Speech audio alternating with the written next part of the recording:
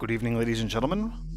Before we kick off the rest of this video proper, I'm going to actually do something. So I've recorded all the rest of this, and then I decided to come back and prepend this to the beginning of the video. We're going to actually accomplish something right now. We're going to try and get this star. It has been bugging me for a little while. So I've translated the QR code here, and it says, "The eagle has landed," and then a whole string of, like, ASCII characters. Like the hex codes, so 31, 39, 36, 39, to F30, so on, so on, and so on. And then it says, "Now is the time of tranquility, and I shall rest and observe the earth." Signed, Uriel 4.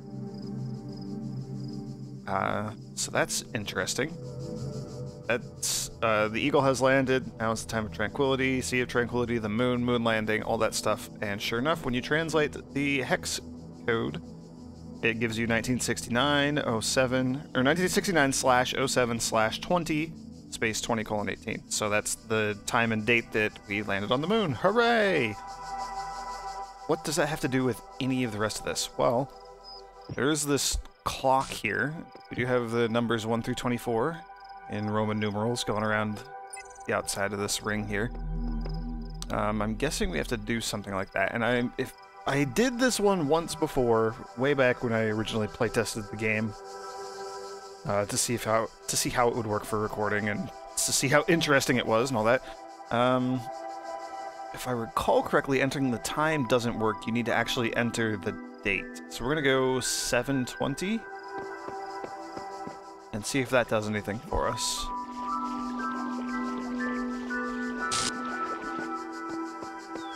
So there's 7.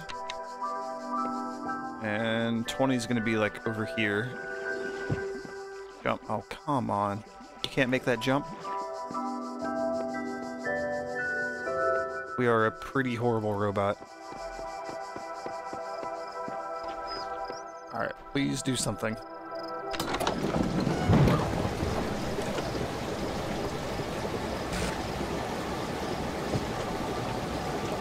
Well, it sounds like it did something.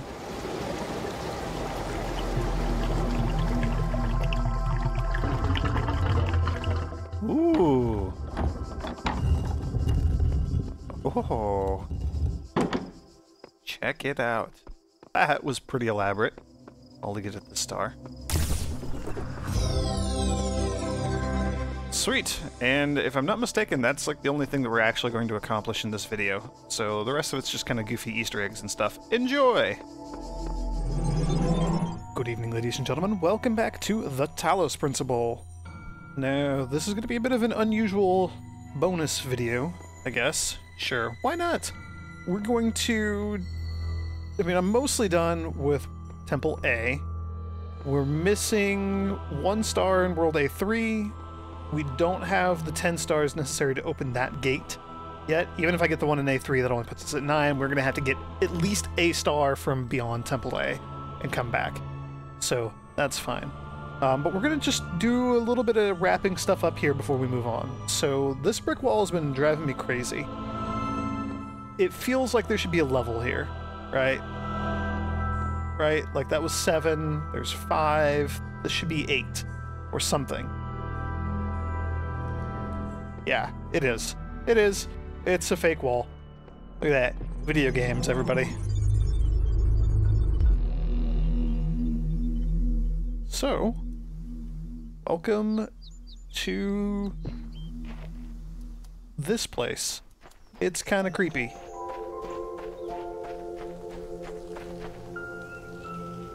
So there's Alan. He's holding something? What is he holding? A book? Yeah, and a pencil on the other hand. So welcome to the Easter eggy developer zone. These, I'm presuming, are the developers of the game. There are a bunch of them, all just kind of floating around doing their own thing here.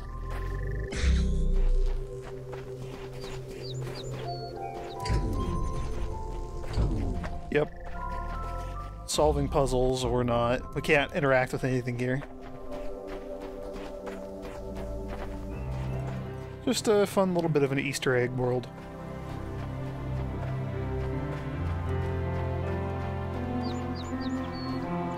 There's Alan again. And Admir. Checking out a bunch of these recordings. There's Samsara.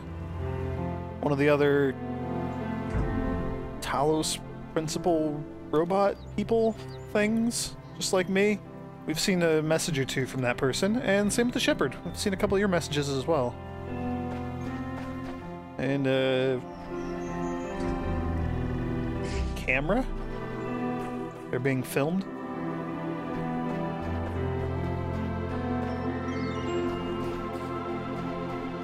Yeah, so I don't think there's anything of any actual importance here. I think it's just like a goofy little Easter eggy developer thing. Where they've put themselves in the game and they're just kind of hanging out. It's nice. It's a nice little thing. I always enjoy it when developers do this sort of thing in games.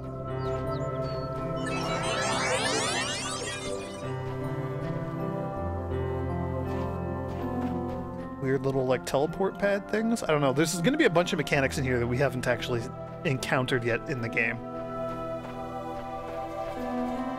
So, you know, there's that. Yep, there's a fan. That's exciting. Is Dennis gonna jump? Yeah, look at that.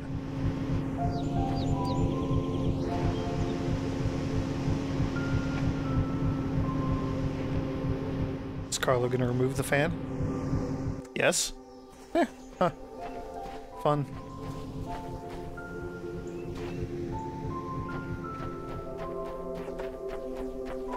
There's also this little...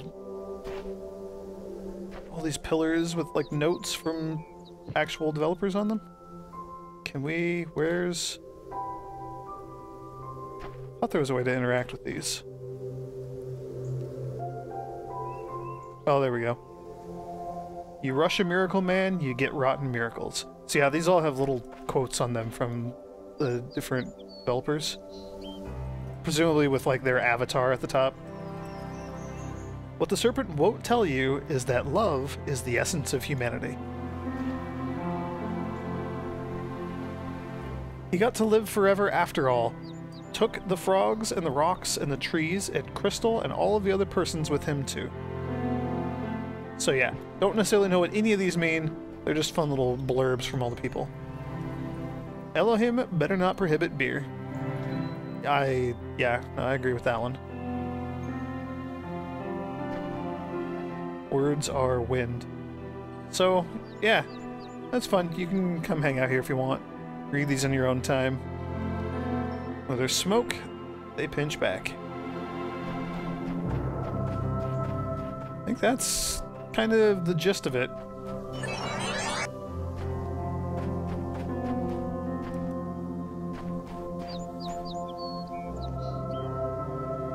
I have no idea what's going on with this terminal. That's a goofy one. Oh, you created like a ghost recording version of yourself or something. Huh.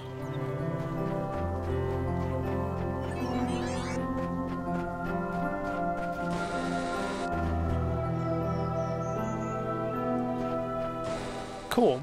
Alright, so that's the first stop on our magical bonus tour here.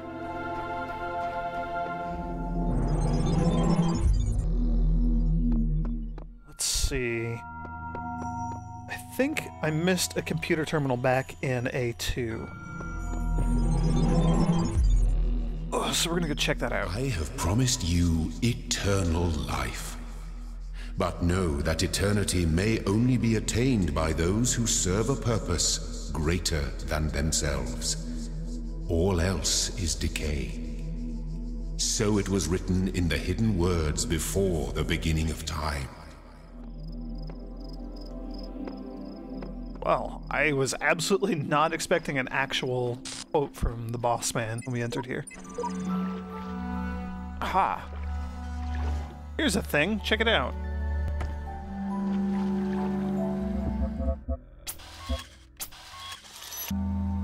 There we go. A robot is walking next to a pond and finds a frog. The frog says, "Kiss me, and I'll turn into a beautiful princess." The robot ignores her, puts her in storage slot, and continues walking. Frog again pleads, "Kiss me, I'll turn into a beautiful princess." The robot takes her out, looks at the frog, says nothing, and puts her back into the storage slot. The frog, now revolted, yells, "Did you not hear me? If you kiss me, I'll turn into a beautiful princess." The robot again takes her out, looks at her, and says, "Look, I'm a robot. I don't have a need for women. But having a talking frog, now that's cool." Fun little message in a bottle there. Alright, we're going to stick to first-person mode, because I think there's one more of those to go find. There it is. There it is. Yeah, so it's still blinking, so we totally missed this.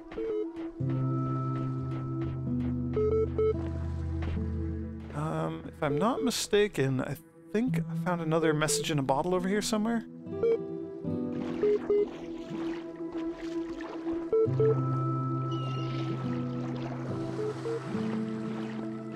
There it is. Yeah, we pick you up. There are 10 kinds, or there are 10 kinds of people in this world. Those who understand binary system, and those who don't. 2 robots are standing in front of Picasso's painting. One says, "Seems like something went wrong during printer driver installation." Ha ha ha. 2 atoms are walking down the street together. The first atom says, "Hey, think I just lost an electron. Are you sure?" Second atom, or "Are you sure?" asks the second atom. First atom replies, "Yeah, I'm positive." Yeah, so that was incredibly worthwhile. Aren't you glad we did that? Let's go back to over the shoulder, because good grief, that first-person mode makes me nauseous. Alright, so we missed you. We also missed this. This is... I was trying to remember where the other QR code was.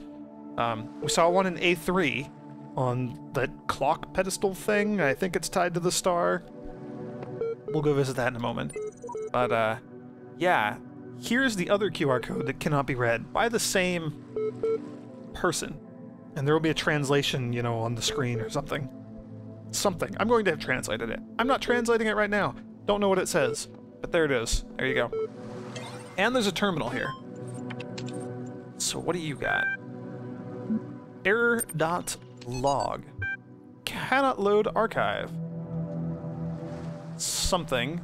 Milton, John. So Milton was an actual person. So the Milton Library Assistant was written by Milton, based off of Milton.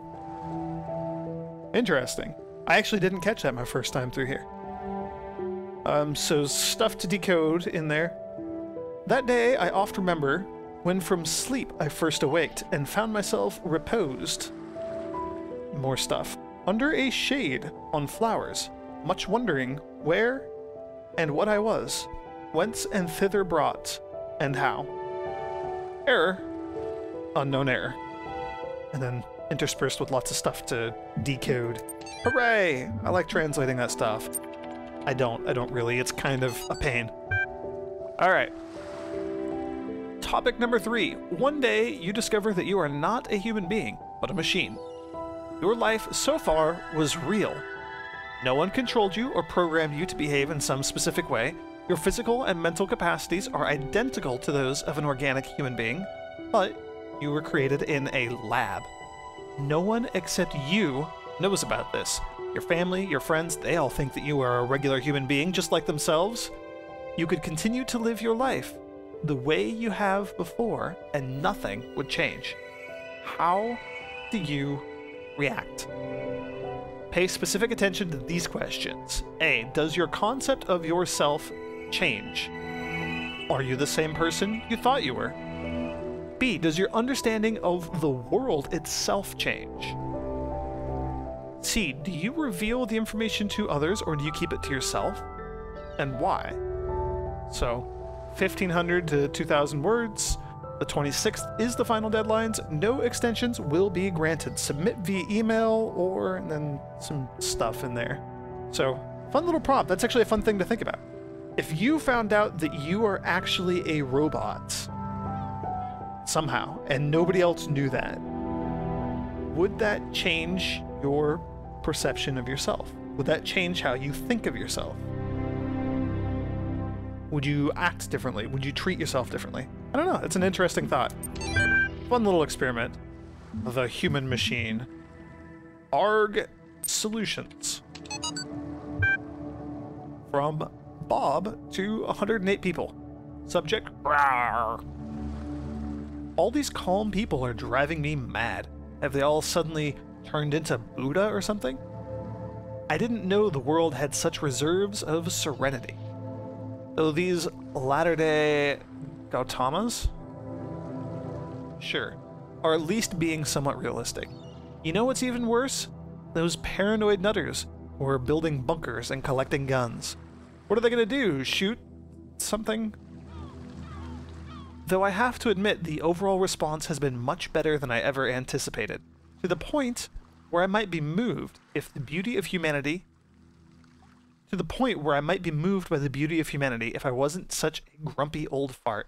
This minority of total idiots is really messing up my final days. Anyway, the reason I'm writing this is because I refuse to believe in scenarios with absolutely no solutions. If we all put our heads together, we can figure something out. It'll be crazy, but crazy is better than dead. Crazy is what we do best on this planet. So again, referring to some sort of weird apocalypse thing, and some people are just like accepting and serene about it. Some people are going nuts, bunkers, guns, but it's like a technological apocalypse, right? Like something has nuked the internet or power as a whole. I mean, we've gotten hints of something like that happening in various things that we've read. I don't know. I'm really curious.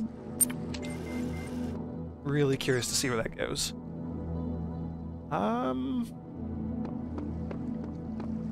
Yeah, I think we've only got 1 or 2 more stops left on our fun little journey here.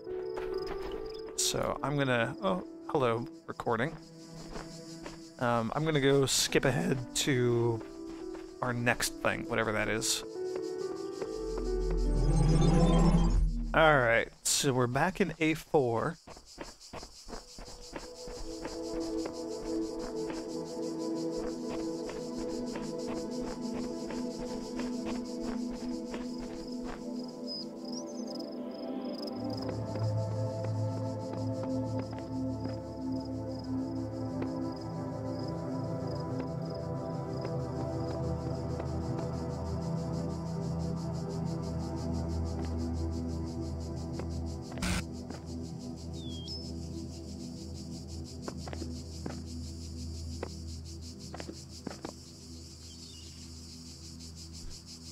Do I have to be in first person mode for this? Why do I have to be in first person mode for all these?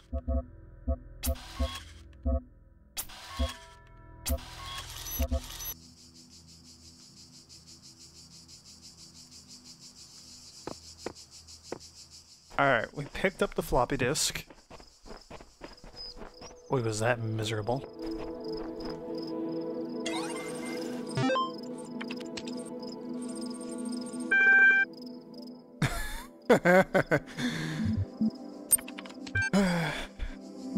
Aww, it's a picture of a kitten. Aww, it's another picture of a kitten.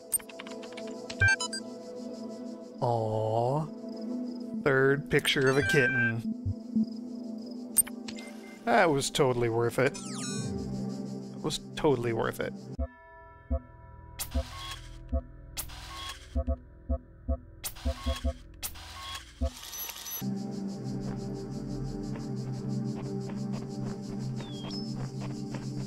Alright, and I think there's one last fun thing to find here in A4.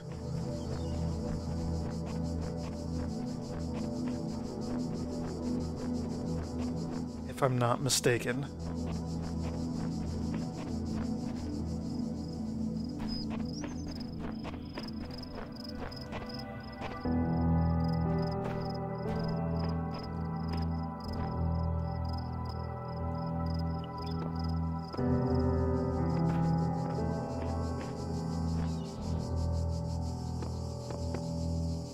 Ha, there it is. And...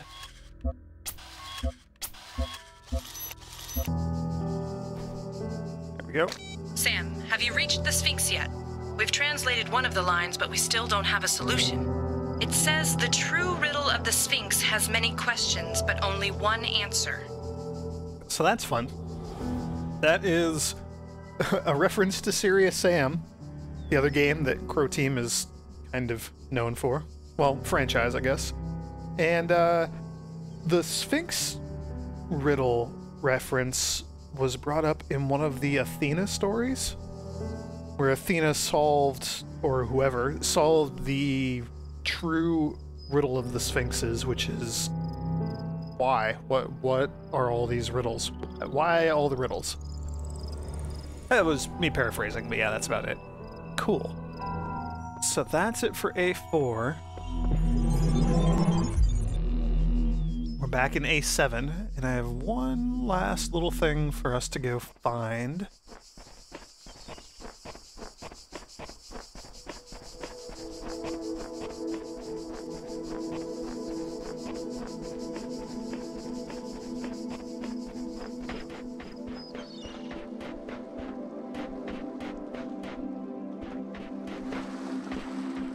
There it is.